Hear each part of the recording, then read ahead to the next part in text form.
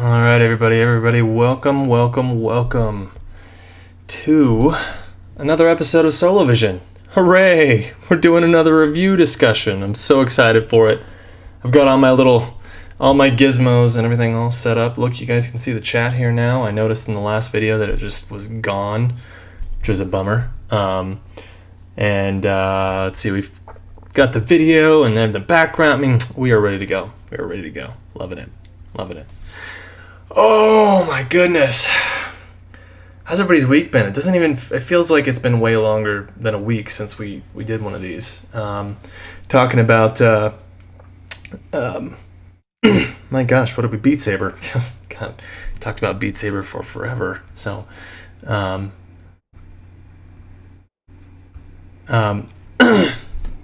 hoot hoot. I can't tell if that's for Beat Saber or for the start. Anyway. Welcome, Joey. Welcome, Will. Thanks for joining in. I definitely want to talk a lot about this game. God, it's hard to even start. If you guys saw my review, you kind of already know what my opinions are on the initial release of the game. But there's already been so many changes, and I'm sitting here wondering if I should amend my review because we're within the first week. Hey, Taz. Theory, you only did this game so you could use that 2 hours of footage. That's exactly what it was, Will, actually. I was like, crap, I don't have any footage, so I guess I'll just do this one. That's not exactly what... To be honest with you, one of the biggest reasons that I'm doing this game right now rather than, say, like 2 weeks from now is because of already all of the changes that I've seen. So far, Studios has done a lot of work on this game since it came out, and to be honest with you, I'm sort of blown away. They've impressed me. They've done really good stuff. So I'm excited to see what they do in the future. I'm also excited to see what other games they're working on. You know, I mean, if you look back at their catalog so far, VR catalog, excuse me. You know, we're talking about Everest, right, which has mixed reviews at best. A lot of people just didn't care for it. Some people liked the experience. I think it was Tat that said he did, or maybe it was Tantrum. I can't remember. I think it was Tantrum who said that he enjoyed, the experience in general, but I don't know. Got mixed reviews at best. So I'm curious to see what they do in the future. This has been a phenomenal experience. There's really just nothing like this in our VR world right now. Just the ability to just scale rooftops and just rain arrows down on them. It's just amazing. It really is. So they've been spamming me update. They really have, and they've done a really good job of communicating with the community, of responding to inquiries about changes, of reacting and making that kind of stuff happen quickly. They've done a really, really solid job. So hey, Heck, welcome. Also Taznik, thanks for stopping in. And Frowny One, thanks for stopping in. Let me know if you guys can still see everything. I'm still getting used to OBS, so I had to switch some things around. So anyway, I guess we should start. Let's start by just talking about a little bit about the. Let's see here. What's funny is I actually did. I'm curious. I haven't even checked this. I'm going to do this really quickly. So earlier I took a poll on Twitter. I wanted to see what the response was on this game. Who's playing it? Who just can't stop playing it? If you're like me, I really can't put this game down. I've had Space Pirate Trainer for about a week now, and I haven't even touched it yet. And I apologize if the developers are watching this, but I haven't touched it yet. And the only real reason is that every time I jump in, I'm like, man, this game is just too much fun. I need to do it. So I'm hoping to do a stream of for my first impressions of Space Pirate Trainer either tonight or tomorrow. Probably tomorrow. You can? Okay, perfect. I just asked people on Twitter kind of what they thought, if they're like me, couldn't put it down, if it was okay, and if it was the people haven't played it yet. It seems like a lot of people just haven't played it yet, but when it came to whether it being okay or putting it down or can't being able to put it down, most people can't put it down. So it seems to be that way across the board. I mean, it's just the gameplay is so addictive. And at first, when I played, when I first did my my first playthrough, and I actually, I'm sorry, my second impression when I did my stream, and I actually got through the second chapter, I ended up realizing that it just kind of does a loop. It takes you back to that first chapter, which apparently, by the way, if everybody's got different information on this, apparently that's not true. Apparently, there's actually a third world. I think GT heard about that somewhere. I mean, I haven't seen it. I've literally gone through the loop 4 whole times, and not seen it change. So, at first that was a bummer for me. That kind of, I agree. Well, I completely agree. Definitely one of the best VR games for PSVR specifically this year. No doubt about it, hands down. But anyway, I mean, that really put me in a bad spot when I first heard that. I was like, man, this game play is going to get boring. I'm just not going to be interested in it. I'm just like, that was kind of a bummer. And then what's amazing about what really gets me about this game is that it takes all of 24 hours before I can't help but get back into it. And even if it's just for a round or two, like, and the thing of it is that you'll talk yourself into this round or two kind of situation, but these rounds can take 30 minutes to an hour, even if you're doing well. Like, it's not a quick experience. So it's really, when you think about the whole, I'm talking myself into another round, it's not like Beat Saber where you're going to go in for maybe 5 minutes at best, although let's be real, that doesn't happen either. But it's really much more than that. You're involved, you're engaged, you're typically just going at it for a very long time. So it's just huge the way that it's kind of gripped me. And like I said, I mean, there's just nothing cooler than just being totally just BA with this crossbow or this bow. As you can see in the video, my weapon of choice is the crossbow. I absolutely love it.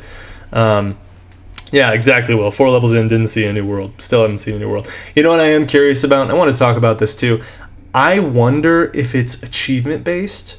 Like, I wonder if you have to unlock certain achievements to move on to maybe, or graduate to a new world. I'm not really sure. When GT said that there were 3 worlds earlier, I'm assuming that meant, the castle world, what we're seeing right now, the floating castle, like air, whatever world where you fight the witches and stuff. And then God, I always forget the name, but the portals in the middle of the worlds that you can find that'll take you to this like hell, right? This like little dungeon of hell or whatever. Yeah, Beat Saber. Yeah, exactly, Taz, absolutely. Yeah, crossbow is amazing. Well, okay, so that takes me into some more of the good stuff that I want to talk about. So really quickly, so going into the good, all right. So when I first did my review, I talked about how when I first did my review in the bad section, I talked specifically about the Move controllers and how much of a bummer it was. And let's make no mistake, it was an absolute bummer. When it first dropped, the Move controllers were rough. Since they've done a lot of updates, I am not going to lie, while I still think my preferred method is the DS4, I find myself itching more to use the moves now. And the reason being especially is that with the new movement scheme, as well as the crossbow, using the crossbow with dual moves is just such a gratifying experience. Just holding out that crossbow and just point blank, just shooting people. And the thing that is that I'm amazed at how accurate I am, which means how accurate the moves are now. With just literally just boom, just whipping around and just boom, popping heads. I mean, it's crazy. It really is. I know you're Team DS4. I know you are. Well, I mean, I was too. I still am, honestly, because the truth is, when we're talking about a competitive nature for this game, competitively speaking, the DS4 wins every time. I just don't know if you can beat the controls with the DS4 for a competitive nature. That said, there are advantages to the Move controllers, and this is one of the things that I noticed. So, with the DS4, the first thing that I was noticing when I first started playing the game was that I was able to not only pull my arrow back quicker, but also get a much faster projectile, which meant higher damage, much more accurate. And when you're using your teleport arrow, it'll actually take you to a further distance that you're looking for, rather than lobbing it in a very small arc and then down, right? It's entirely true for the bow. However, I've noticed that the crossbow itself, it actually fires faster if you use the moves. And the reason that I've noticed that, I mean, it's all about reload, right? So if you're able to, with your left hand, you're obviously if you're right-handed or left-handed, this varies, but most people, you're going to use your left hand to reload or use your different arrows and also your teleport arrow. But if you're using your left hand to reload, you can just pull that arrow back just as quickly as you fire, and it's almost like you're an old-style gunslinger. We're just kind of just going at it with arrows, which is just a really cool mechanic. Yeah, and Will, I would definitely recommend that you try it with the new updates. If you've played this game, try it with the updates now. If you haven't already tried with the updates, I urge you to do so.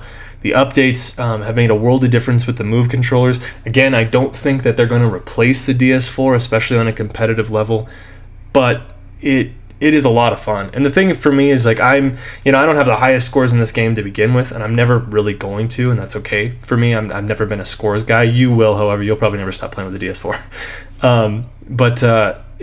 For me, the score doesn't matter as much. I'm really interested, like, how can I have the most fun when I'm in this environment? And that's why I was so bummed about the Move controllers struggling when I did my first review. Not necessarily because the game wasn't still fun, but I want the most immersive experience possible, just like most people are wanting. That's why most people still prefer the movies, even though the DS4 was obviously the better choice. But now with this update, it just feels good. It feels really good. It's super smooth. Oh, Taz, you gotta get on it, man, definitely. And you know what, Taz? Because you're in the EU, right? I actually just looked it up. So right now, that price point that I'm showing up in the top of the corner there, 24.99 quid. That's, I think I said that right, isn't it quid? Yeah.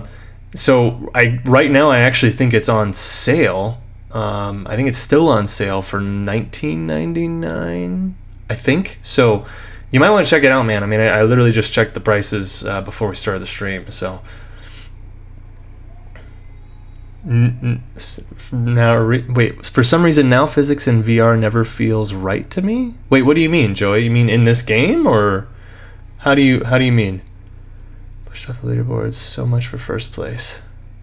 Oh, bow physics in VR never feel right to you. Oh, interesting.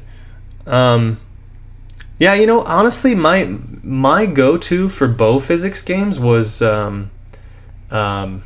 Apex Construct. That felt really good. I thought it did a really good job. The thing is, you didn't use the bow as much, so it wasn't like a constant, like, this is all you do is use the bow, right? But in Apex Construct, it was sort of a side piece, but it felt great. I enjoyed it a lot. Oh, okay, I gotcha. Yeah, Taz, I mean, you might want to check out the EU store right now. It's on sale. You might want to see if you can pick it up then. Yeah, the bow, right. Yeah. Bow mechanics can be tricky. I think it's really difficult, but there's obvious reasons that people prefer to use that in VR. It's just a lot more that you can do with it because of the two-hand movements. So I get why they do it, and I especially get why they did it here. And overall, I really do think it paid off. It just took a little work in the beginning, that's for sure. Yep. There you go. 1999 with PS Plus. There he is. That guy as well. Everybody, that guy as well. So anyway, I mean, like I said, the addictive nature of this game, like, don't get me wrong, you sit through a playthrough and you're going to have enough at some point. I mean, after an hour or so, especially after having already played the game for long stretches, you're going to find those times you're like, okay, I'm done, I'm ready to set it down and walk away. That said, the fact that it keeps bringing me back is huge. It's a huge selling point for this game. Loads of replayability, especially once you accept it for what it is. So accepting it for the fact that it is only 2 worlds with a sub-level world if you dare, right? Because it's crazy going in there. It is only, 6 or 7 different enemy types plus 2 different bosses. But the environments are procedurally generated, so it's constantly changing. You can continuously go in and out of these worlds, and it's always going to be something a little different. And I especially love the second chapter world. It's so cool. It's such a cool environment. Anyway, I mean, all these things just kind of keep bringing you back, even for little spurts of time, and it is really a lot of fun. And being able to be this roguelike character where you've got the shield and you've got teleportation bow, and it's awesome. It really is. It really is. There's really just nothing else like it on the market right now. Now, for me, and this is going to kind of take us more into sort of the bad stuff here. For me, The price point is still a little steep for me, and I can't explain it. I think the thing of it is that for the price point, especially when I started doing the review, I thought there was going to be a lot more depth to this. For starters, I thought there was going to be more story. I thought that there was going to be more than 2 chapters. Like, I thought we were going to see more of a progression in the style and the change of the game. That being said, now that I've gotten those, my initial opinions of what the game should be out of the way, I've kind of been able to readjust the way I think about it a little bit. And, for me, I still look at that $30, and I still say it feels a little steep.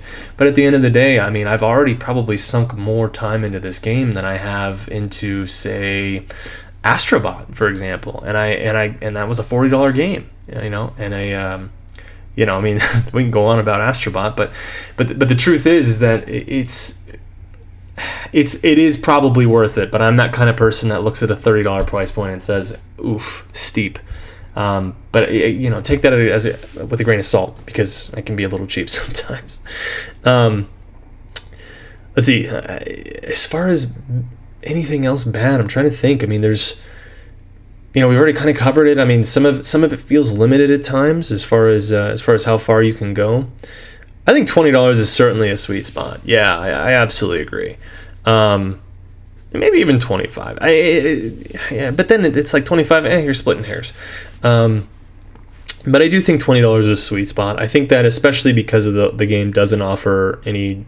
I know that the environments are procedurally generated, but the fact that it doesn't offer any new environments or new changes or even just new enemies as you progress. And who knows, maybe we're wrong. Maybe we have to get to, certain achievements and really progress. And this is the thing, is that I feel like a lot of people are talking about this game and they don't fully know, because I feel like I've learned new things almost every time I played the game, because I see a new enemy type slightly changed or whatever it might be that's going to change things. Hey, Wolfen, welcome. So I don't know. Everything I'm saying here is taken with a grain of salt. That being said, I do personally feel like I in some way need to, at the very least, say in this that part of my review needs to be amended. First part being is that they've already updated the movement scheme.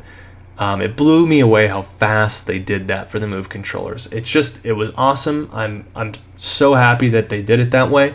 And what's funny is I got used to the old scheme, and it took me a second to get back to the way it should be. And really, they made it the way it should be now, and it feels really good. Hey, Brittany, welcome. And so, I'm just impressed with the way their response time on a lot of this. And I guess again, I mean, everything's just kind of with a grain of salt here, but. I do think that they've made huge strides, and I'm really looking forward to the things that they push out for this game in the future. And to be honest with you, the only real complaint I have right now with the Move controllers, because I think most people, when they pick up this game, they would really love to play. They would really love to play this game with a bow and arrow, right? We all. Hey, that guy. We all just kind of crave those immersive experiences in VR where we can literally just pick up our Move controllers and it's as if we're pulling back an arrow on a bowstring. We want to feel that tension when the controllers rumble. We want to just kind of feel the gratification of lobbing that arrow towards an enemy. It just feels good when it works. The thing that I still feel like this game struggles with immensely is the bow pull. So if you watch my review, what I mean by that is that no matter what I did when I'm playing with the Move controllers, and this hasn't changed, this is not something that's been updated, no matter what I did, it doesn't seem like I can pull the string back far enough to get full tension, right?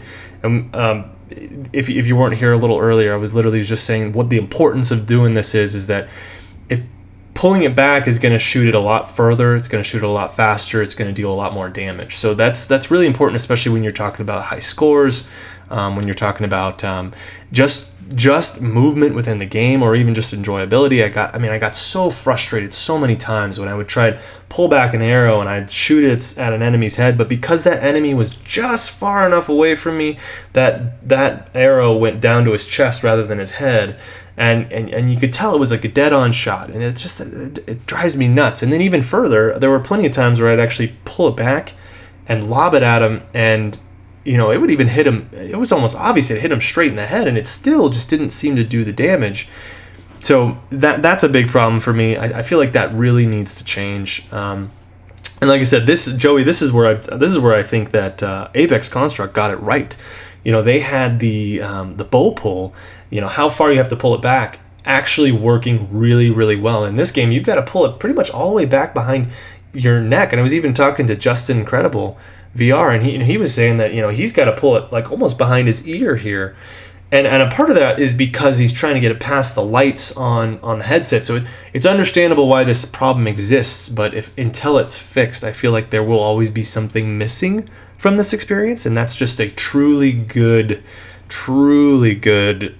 bow mechanic.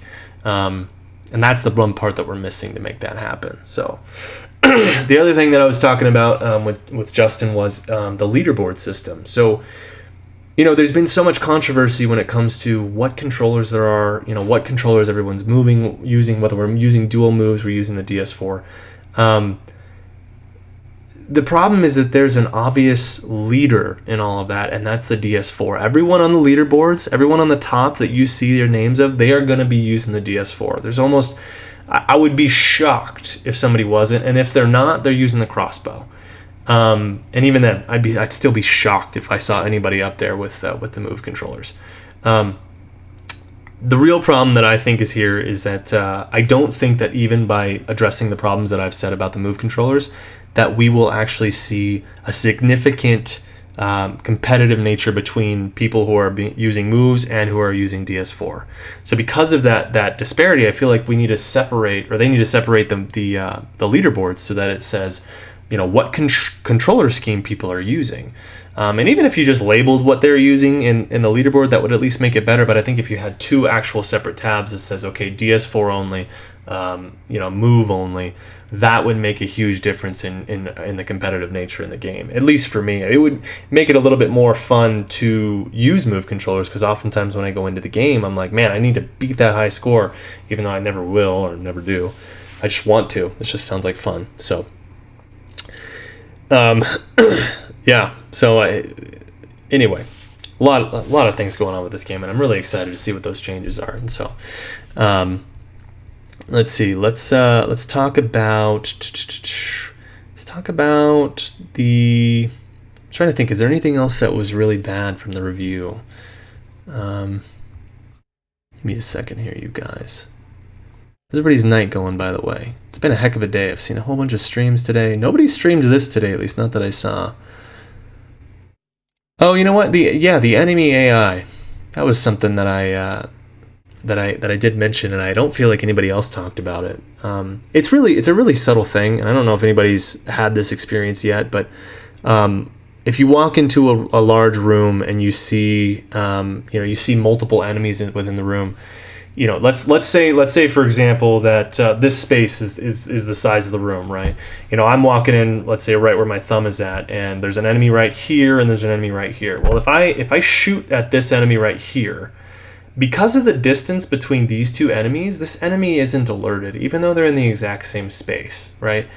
So that did bother me, and the thing is, it's not a deal breaker. It wasn't something that I notice all the time. You're often in very tight spaces, tight corridor areas, so it wasn't a huge deal, but it did bother me. It's like if I enter a room, it takes a little while for them to notice my presence, and I have to be close enough even still. But if I shoot an arrow in that room and I hit one enemy, at the very least that enemy should alert the other enemies. If it doesn't hear it, the AI, I feel like it should just tell the other enemies, hey, there's someone here, just because, that's what would happen in real life, right? Like if we're trying to get immersion here, we're trying to get as close as we can.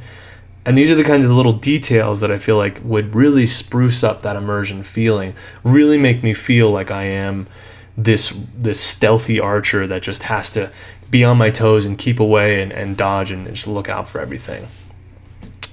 Took me a few rounds to learn how the leaderboard works. It's weird how the score is only for that specific round. It'll only score if you die on that round. It will only score if you die on that round. What do you mean? You only score if you die, meaning like if you if you leave the match, it doesn't keep your score? Is that what you're saying? It is called In Death, Will. It is called In Death. I don't know if you read the title. It's behind me. In Death. Yeah.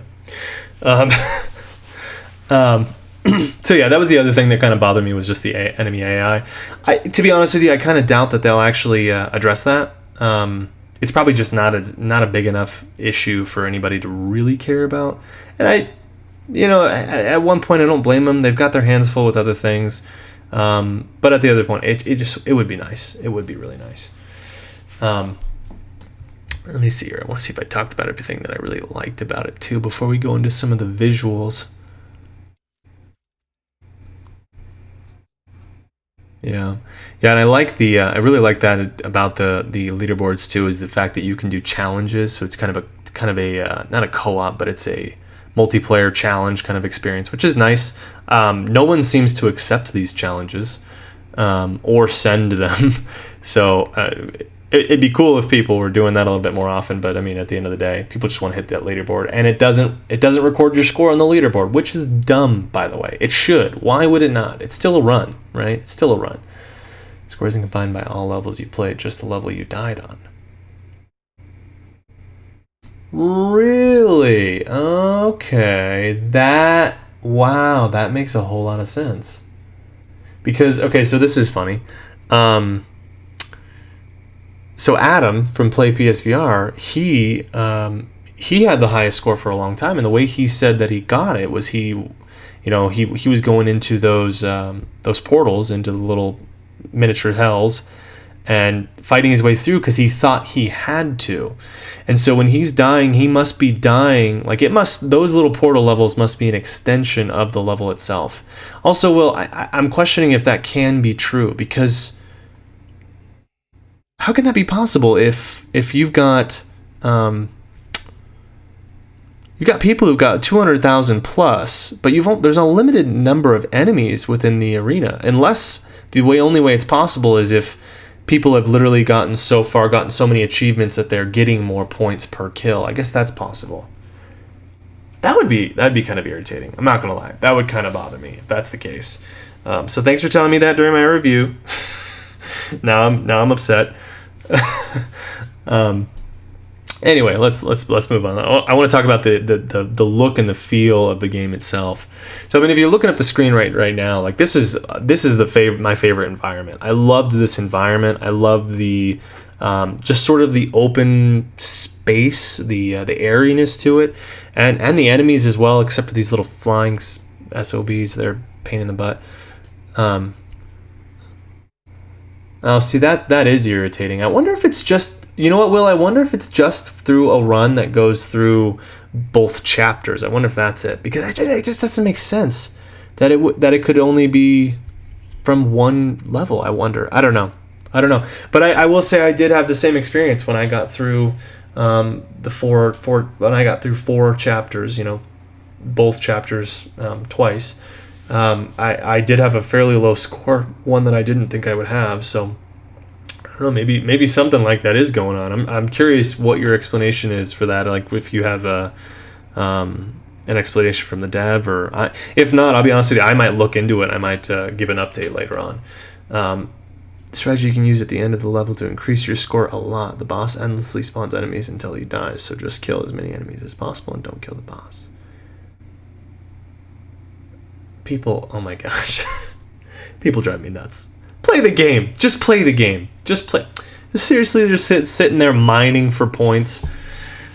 I'm going to do it now, but I'm just, God, that's annoying. Okay. Anyway, so the visuals of the game. I mean, it's like I said, I love this environment. Both environments look really, really good, but and graphically speaking, they all look really, really nice. I mean, the enemies look really good. They're very, very dark and ominous and grisly, and they really add to the environment. And the environments around you are fairly bright. At least this one is. The other one, the more cathedral-like, castle-like level is a little darker, but the textures are really well done. The details are all there. They've taken the time to do that. I think that, and I guess this kind of would have gone under the bad category. One of the things that I really wish that we would have seen as well in this would have been some sort of loot Like, it would have been nice, instead of just enemies dropping things, if we have to like find chests or things like that throughout the level. I think that would have been kind of a cool addition, another way to get items rather than just having to go to the shop or waiting for them to drop from enemies. But I think that would have been kind of cool, just to add into the scavenger feeling, and also encourage players to keep finishing, like going through. Like, I don't know about anybody else, but whenever I play a run of this, I literally go through and kill every enemy. I don't leave any enemy behind before I progress, because to me, I mean, the whole point is to clear it out. In my opinion, it's kind of the fun of it, so that's what I try to do. So yeah, I'm curious what you guys do on that. But anyway, the graphics look really good, and I'm only playing on the original PS4. So if you're playing on a PS4 Pro, I'm pretty sure this game is Pro enhanced. I might be wrong, but after watching a couple of different Pro live streams, you can tell, at least it seems this way, that the blacks or the darkness of some of the environments are really rich, and they're just a little bit darker than you might expect in a regular experience. But overall, I mean, I was blown away by the look of it. It's one of the best looking VR games I've ever played. Even if, there's open space around you in the environments, there's just the textures and the enemies and things around you that are happening are really immersive and really, really solid. A few seconds of looking at the scales from the buildings and structures. It's awesome. Yeah, I agree. I mean, this chapter specifically is actually the one where I spent the most time, where I would just stop and just look up, and you're just like, wow, this is nuts. And what's crazy about it is it's not for looks. Like, this is one of the things that, with Apex Construct, I really loved that game, but I really wish that I could have explored some of these really rich and full environments. You only get fractions of it, but you get this like tapestry in the background of just gorgeous things that are happening, and you want to go there, you want to be involved. This game, you are. There is few, if not, I mean, there are very few places that you will see in the horizon that you cannot reach. Everything that's around you is something that you'll have to overcome at some point, and that's an overwhelming and gratifying feeling, especially when you get there. So yeah, man, just the visuals, the scale, everything was just, it's really spot on. And I said this in the review, but it's one of the things that I absolutely love about this game is the way that this game gives you the true feeling of being in a dungeon. And the thing of it is that, if you're like me, when I was a kid, I used to play dungeon crawler games with my brother all the time. I have an older brother. We would play Baldur's Gate all the time. We would play, Dungeons and Dragons Heroes when it came out on the original Xbox. We loved these games because it was multiplayer. It was super engaging. We could play it for hours and hours and hours and still never beat it. And it's just tons and tons of fun. This game does exactly that, but in a virtual reality environment, and not just any virtual reality environment, but in a real environment. It makes you feel like you're actually living one of these experiences, and that is one of the reasons for me that it just blew me away, and I fell in love almost instantly, obviously with some reserves, but I just fell in love with the way that this game was played. Now, the only thing that I will say is that I wish that they had added some sort of a melee mechanic in there. Now, I know that you can bash with your shield to move them back, but I really wish that we had like a dagger or something. Something that a rogue would carry. Obviously, I'm not looking for a bastard sword. I'm looking for something very small, but like a close enemy I can just, poke them and move on, that kind of thing. So, because that's how I fight. I poke things. That's what I do. That's what a real man does. Anyway, yeah, the look and the feel of the game is really well done, and honestly, for the work that went into creating these environments alone, you have to look at that price point again, and you have to say, okay, no, I mean it does kind of make sense. I mean, it's a really rich and well done environment, so I have to say, $30 might be fair. That being said, obviously we have to look at everything else, but yeah. So the next thing would be the the VR experience in and of itself, and we've kind of already talked about this, especially when I'm talking about this dungeon crawler feeling to it and the way that it presents itself. I have to say that one of the things that I absolutely love about it is how truly immersive it can be, and it doesn't kid itself. And I said this in my review originally as well, is that I didn't like that that it didn't have not necessarily I didn't like, but I kind of wished that there were more sound in the environment. Meaning, like, maybe I heard some intense music as I'm going to into a new environment, or maybe there's enemies coming up and I hear an intense music and that kind of thing. In some ways, I still think that, but on the other side of that argument, I really, really like what they did here, and that is that they really just took the they took all of your senses and they said, okay, we're going to use all of these to the best of your ability. Listen closely, breathe slowly, just walk through and keep your eyes out, because you never know what's around every corner. And I love that about this game. I love the immersive feeling that they really brought to it. And so even that subtle characteristic of not having game music was in many ways a really good choice, because it just brings you more into this environment. And I don't know, if you're playing this by yourself and there's no other sound around you and you can't hear anything else, it's hard to come back. It's hard to kind of look back and say, okay, well, hold on, there's whole world around me outside of what I'm seeing.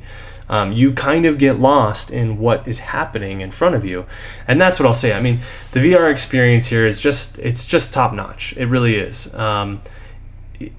It might even be, when it comes down to it, as far as this category is concerned, it might even be my VR experience of 2018. It just kind of blew me away, and I have to be honest, I was not expecting a whole lot out of this game, even though the trailers did look fun. I just wasn't expecting a whole bunch.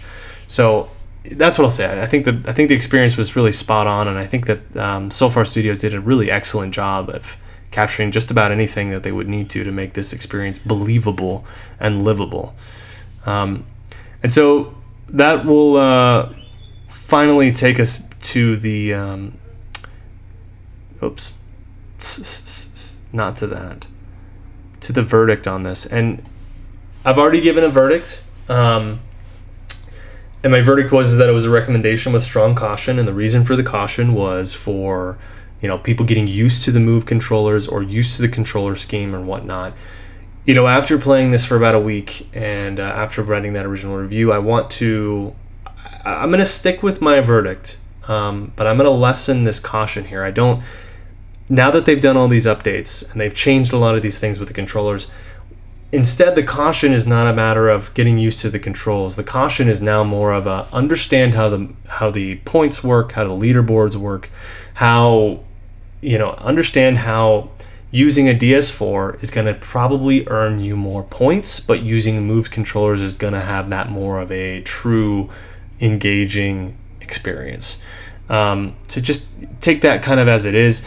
At the $19.99 price for the EU store right now, this is a must buy. I would absolutely have this. To be completely honest with you, I would say almost that this is a must buy if it wasn't $30. Like I said, like we were talking about earlier, I think $20 is a huge sweet spot for this game. I think that we'll see it drop at some point, if I'm being honest with you. Although I think at this point it's doing pretty well, so it may not. We'll have to see. Gets the Unexpected Masterpiece Award at the Willie Awards. I really hope that that's a thing, Will. I hope that you're making a Willie Awards, and I look forward to watching it. I'm also thinking about personally doing my own kind of rewards for 2018 using my categories that I use for my reviews. Let me know what you guys think about that. I am curious to see what people's opinions on that would be. I really need to make my own personal top 10. Everyone always asks me, and I always say, yeah, this is in my top 10, this is in my top 10, this is in my top 10. But when I sit down and think about it, I really haven't thought about a true top 10 yet. So I need to do that. That needs to be kind of on my to-do list. So, yeah. That's it. I mean, that's the game. I flip and love it. I'm honestly probably going to play a little bit literally after this. Yeah, I think I would agree. Although, you know what I will say about that is that if we're comparing, say, Beat Saber to this, Beat Saber, that $30 price point, I feel like I got a really good deal, right? And it's one of those situations where I was almost willing to pay more after I played it. This game, it's almost in reverse, but maybe mildly in comparison. It's really not as bad as I'm making it probably sound at this moment.